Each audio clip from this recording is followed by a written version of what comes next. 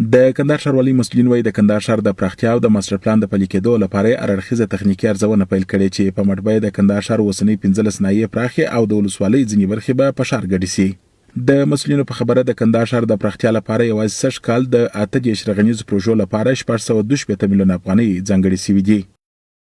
د ښار د پراختیا لپاره موږ تاسو شاهدان چې کندهار ښاروالۍ مخکې زیاتې پروژې پلي کړې وي، اوس عملاً جریان هم لري او دغه کال کې موږ زیاتې پروژې په پلان کې لرو د ښاري پراختیا لپاره.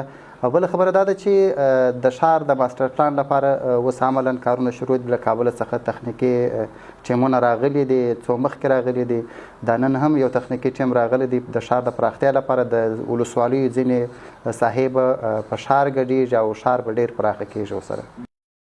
د کندهار ښار پراختیا د دغه ولایت د اوسیدونکو مهمه غوښتنه ده، خو دوی له ځنډ پرته د پیل شویو پروژو د سرته رسېدو او ساتنې غوښتونکي دي.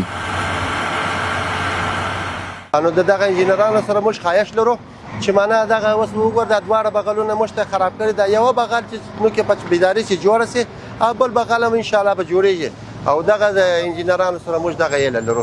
سړک ساتنه چې د خاص په شخصا د عوامو کار دی چې عوام باید دغه سړکانو محافظه کوي او که کوم ځای چیرې بیا خراب سي بیا به د ښاروالۍ سره په رابطه کې راځي. او د کندهار ښاروالۍ مسؤلین وایي د ښار د غیر متوازن انکشاف د مخنیوي لپاره غواړي د ښار او کور جوړولو وزارت په مرسته ښار په 4 طرفونو کې د ماستر پلان مطابق پراخ او اوسیدونکو ته د ژوند اسانتیاوې زیاتې کړي.